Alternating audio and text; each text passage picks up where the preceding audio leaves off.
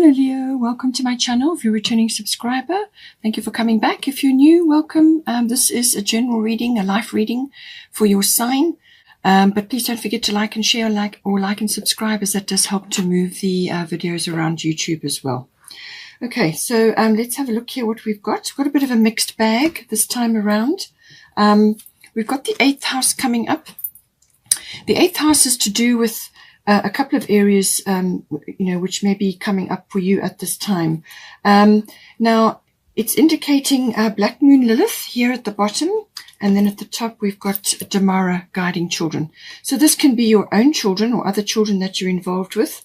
It could be, family, relatives, and so on, or it could be to do with your inner child as well.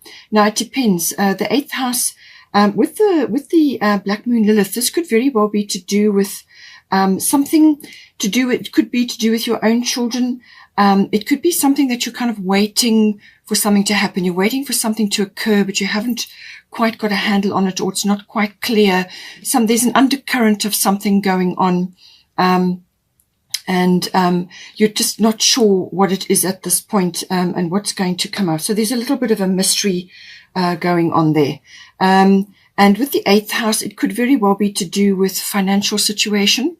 That may be coming up because the 8th house does deal with finance. So this is normally big finance. It's things like investments, insurances, and assets, banking, tax. It's also to do with, legacies and inheritances and things like that.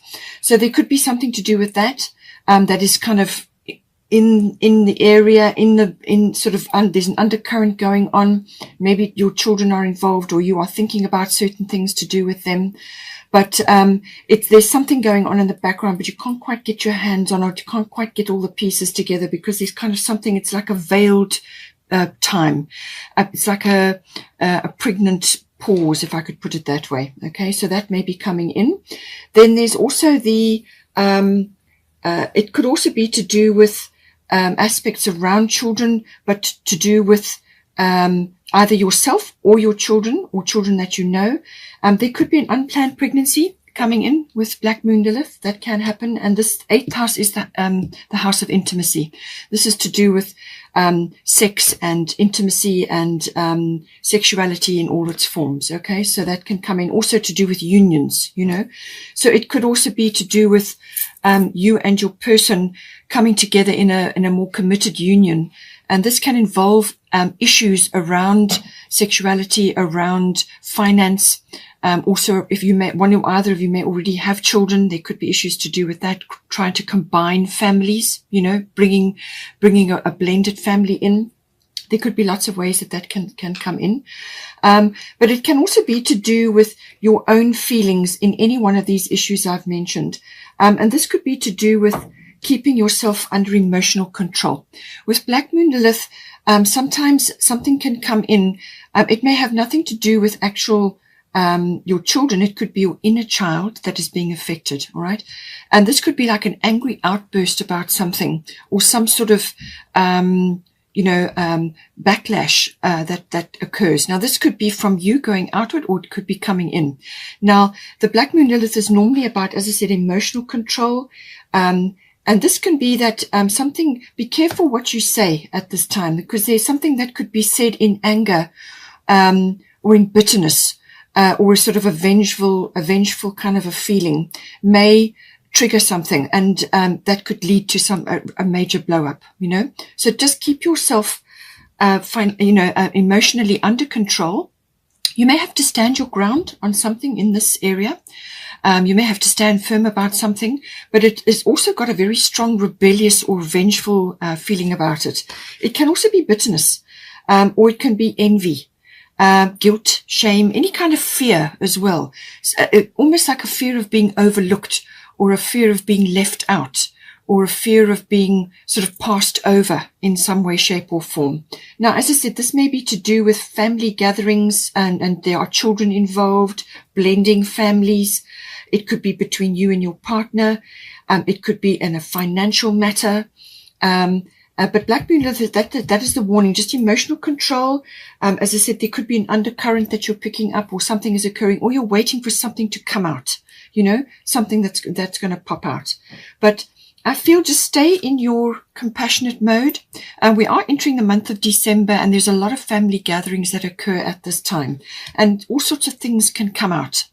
And with Black Moon Lilith, you're going to have to keep yourself on a, in your personal power, but not, letting loose, because it really could upset the apple cart quite significantly. You could have a massive blow up.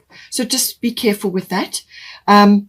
But it could also be that you're just waiting for something to occur in this.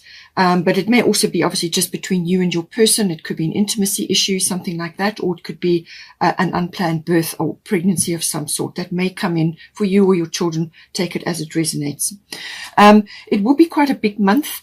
Because the 4th of December, there is a solar eclipse, and that is going to be in Sagittarius. So that's a fiery energy, and you are a fire sign. So something could be said at that time, because Mercury is in the mix there, and so is Chiron. And Chiron is in Aries, also a fellow fire sign. And Chiron is retrograde. And Chiron is always about either, dealing with past wounds, or the past, or a deep emotional wounding, or some repetitive thing that keeps being suppressed until it gets dealt with. It can in some cases be like a medical mishap, or some kind of we have to visit a health facility. But because it's conjunct Mercury, and I feel it's to do with something that is going to be said or discussed, or some exchange, could occur there. Then you've also got some more energy coming, and this will be Mars this time. And Mars is your will to fight, your action energy, your get things done and going after something. It's a very strong masculine kind of warlike energy. So 8th of December, there will be a bit of an issue between Mars and Jupiter. Jupiter is very expansive, and Jupiter rules Sagittarius, and that is the ruler of that solar eclipse. So I feel there's going to be something may be expressed, or you may be wanting to break free from something. And then also on the 14th of December, Mars will be going into Sagittarius. So again, there's that very expansive energy, or it could also be very opinionated energy. It can also be overboard, over the top, but it's a very expansive energy. It creates vision, so just see how that comes in. And then also there will be again a tight energy between 24 and 29 December, and those are all family celebration dates. So I feel this is going to come in somewhere in here. So stay in your compassion energy, keep yourself reined in, okay? And if there's any drama, just pull back. We'll get to that. There is also the Mary Magdalene unconditional love. Love yourself, others, and every situation, no matter what the outward appearances may be. Okay, so come back to this compassion and unconditional love, and that will help to move things along here without creating bottlenecks or explosive situations. Mary Magdalene, that unconditional love, that is giving love or support or whatever it may be, giving it outward to others and not expecting anything back in return. Okay, so just be in your compassion energy, see things through a compassionate eye, because everybody is struggling with something, especially now, and this time of the year can be quite an intense period. Okay, so just bear that in mind. We then also have the first house coming in. So now the first house is to do with yourself, your physical self. Your physical body, but it can also be about where you're headed in this life. What is your vision for yourself? What are you aiming for? When you set sail, what direction are you going in? It's your outlook, it's your attitude, it's your obviously it's your self-image, but it's what you're projecting outwards to others, what they are seeing when they see you and what they're picking up from you. So it's also your expression, your opinions, and so on. It can also be a kind of like an awakening, coming into knowledge about something, self-awareness, and all of these factors may be coming in. So again, bear this in mind with this family situation or financial matters. Could be, as I said, could be pressing in on you as well, or it's affecting your children, or it's to do with an inner child issue, or intimacy issues or union issues, something to do with that. And the first house is your expression and what direction you're headed in this regard.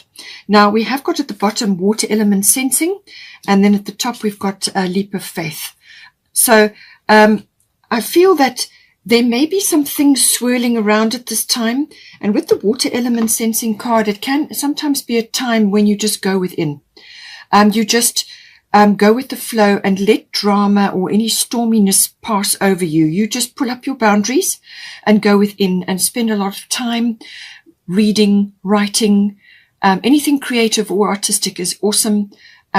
Meditation, dreaming, planning, resting, sleeping, because your energy, I feel, is going to be low. Okay. It's going to be low. And it's coming into your first house, which is your vitality and your life force and things like that. It's actually a preparation period, the water element. It's a time to just let things go over. Just go with the flow for now, but spend time on your own, in your own space, do a lot of self-care. And if you don't feel like attending a function or some kind of event or family thing, don't go. All right. Just stay in your space, in your place, and get busy with your own creative or artistic things, because that will bring you into the present moment, and it helps to connect you to higher consciousness and bring in self-awareness and awakening, which is important. Okay. And it will also help you to coalesce what it is that you're wanting to do going forward, because the water element card can be a pause before action. So this is like a preparation before you move ahead. So let things pass over you without interference. Don't intervene if something is occurring. Just let it go, especially if it's a family-related thing. And just go within and do your artistic or your creative things, your reading, your writing, self-care, sleeping, dreaming, planning, all of those things. And that will help you. You may just need to watch your boundaries as well, because obviously, again, things come in. You've got the unconditional love and you've got the compassion. So that's great. But don't allow others to take energy from you or take advantage of you while you are in this quieter, compassionate state of mind, Go within and enjoy that peace and quiet, and just be in your own environment and your own artistic and creative things. And that will help you. It could even be musically related, meditation, yoga, whatever it is that you like to do, go retreat into that, because there's a preparation. I feel that you're preparing for something. Something is coming in, and you just need to take that time to recharge your batteries and your energy, And then when you are ready, when you've formulated what it is you're going to do and figured out what you want to do, and you've received information, because when you're doing these artistic and creative things, your mind gets out of the way, and then that makes space to bring in intuition, which is what we're going to get to. And that's going to bring you intuitive ideas or thoughts or feelings and so on. When you're ready, then we've got Orna, leap of faith. Okay. So take a risk and put your heart's true desire into action. I feel that you're formulating something, and this is going to determine the direction that you're going to go in, but there's a leap of faith required here. So don't be scared. Don't procrastinate. Don't suppress what it is that your heart truly wants. And it's just saying that there's a risk involved here, and the 9th house can be about risk. There's something that you want to do, or something that you want to put your heart into, or it's something that you've long held in your heart, which is now knocking on your door again. It requires expression of some sort. Okay. And you may just need to put a few things in place. You may need to plan a few things. You may need to get your head around certain things. But when you're ready, when you get the go ahead, take the leap of faith. All right. And don't be afraid. You've also got endings and beginnings coming in here. So this is a big cycle shift or a change of some sort. And then you're going to see which direction it is you want to go in. But don't be afraid. Leap of faith. Orna is with you, and the universe is behind you, especially if you do this preparation and this going within, and that's going to help you a lot. You may also be stressing about finance. The 8th house, as I said, is about finance. You may just be waiting for something to fall, waiting for the other shoe to drop. That kind of feeling may be going on. And it could be financially related, because you've got 5 of autumn here as well. Now, this can be about, it can also be about attitudes or beliefs around lack, having a lack mentality or a poverty consciousness. If that is the case, then do everything you can to release that and let it go. It can also be unnecessary worry about things. It can also be, like wanting to move forward with something, but you need support or you need to ask for help. So it says here, reach out to others for assistance.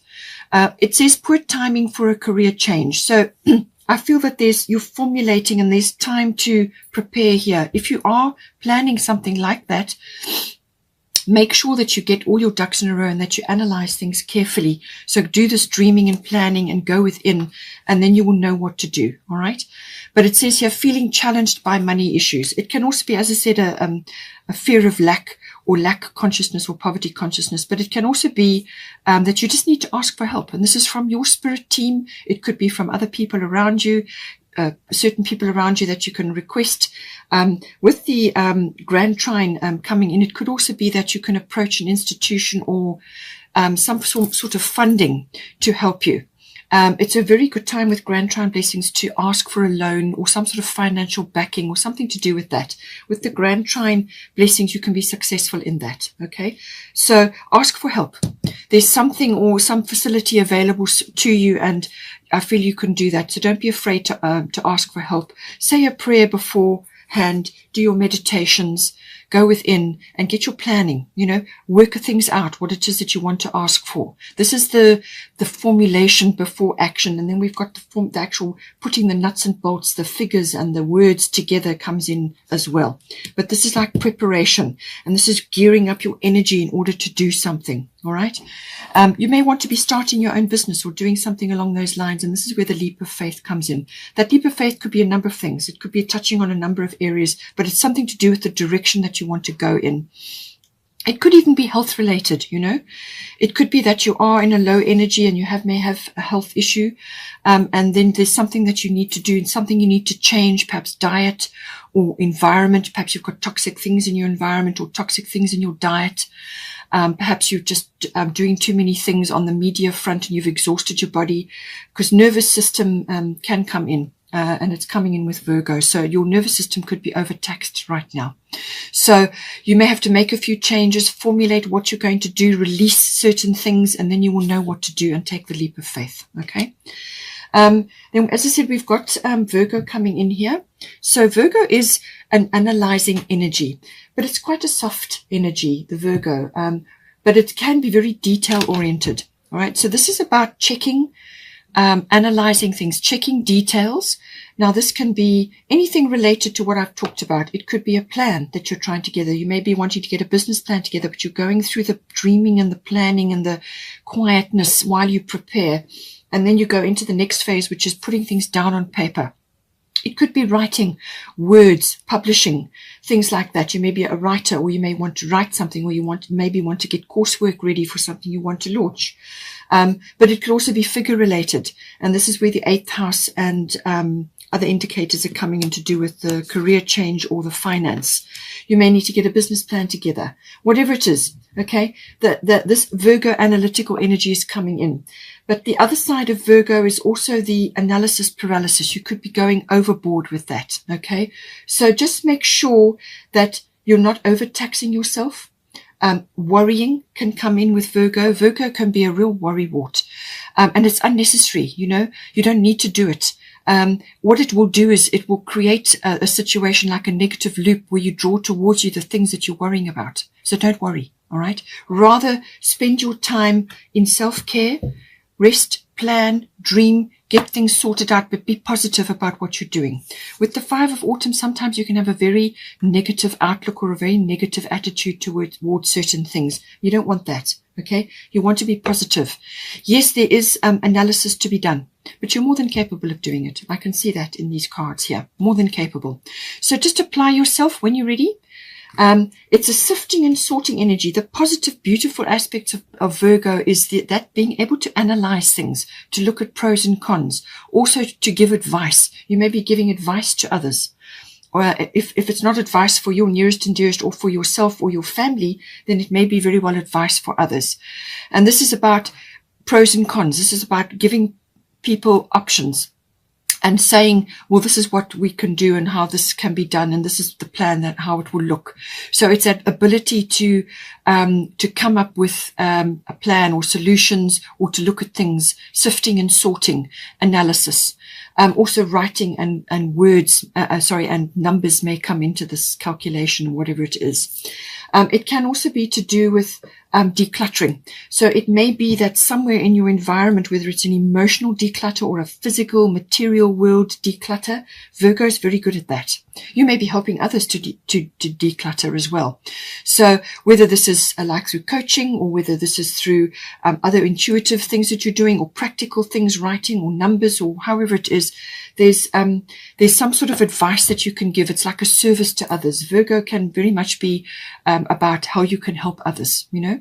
But it certainly is that the decluttering, there may be some of that required in your life to make room for new things, to make room for better things, newer things, things that are more suited to you now at this point in your development. Okay, so take all that into consideration. Very strong detail analysis and weighing, sifting and sorting, and coming up with progressions and probabilities and possibilities, and looking at things, giving a very unbiased view, all of those wonderful Virgo qualities. Also very caring sign, but also tendency to worry. So don't worry. It can also be criticism or critical thoughts of yourself or of others. And this is where the unconditional love comes in. Okay.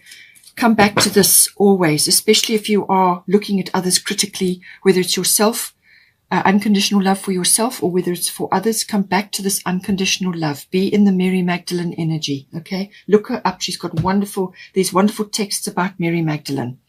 Come back to your compassion energy. All right. For yourself and for others. And that will help to move the wheels along here. And you will not then be projecting a negative vibe. Okay. You want to be projecting positive things. So let go of criticism, nitpicking, things like that. All right. Then we've got here the ninth house. The ninth house is a very expansive house. This is the house of Sagittarius. And as I said, there is Sagittarius energy, particularly 4th of December and 14th of December. So this is a very expansive energy. It's also about intuition and the understanding of that and the intuitive processes. It's the seeking of truth. So you may be finding out the truth of something, or you may be seeing the truth of something, or you are seeing the path in some way. The ninth house is very expansive. As I said, it's like you meeting the world in some way. You've got the first house here, and you've got a leap of faith. So you could be connecting to other people who are in different countries to you. So they could be foreign. You could be connecting online, or through books, or through writing or coursework. It could be through learning, law, legal matters. The law and the higher courts come in with this. So you could also be learning from a higher learning point of view. So you could be going back to university, or going to university, or going to adult education, or you could be understanding the deeper concepts of law and the legal situation, and also the higher courts, or philosophy, religion, belief systems. Anything like that comes into the ninth house. It can also be adventure and exploration of some sort. Now, this could be travel, long distance travel, or international travel. And this is where the international aspect or foreign aspect comes in. Learning about other kinds of people, where they live, their cultures, visiting places. You may be wanting to go on a journey. There's a number of ways that this can come in. But it's expansion. It's you meeting the world in some way, shape, or form. It can also be, as I said, from a career point of view, it could be publishing, writing, journaling, or journalism. And there's some sort of risk, a little bit of risk attached to this as well, because Jupiter is rules this house, and it's a very expansive house. But it could also be to do with like going on a quest of some sort, if it's a spiritually related quest as well.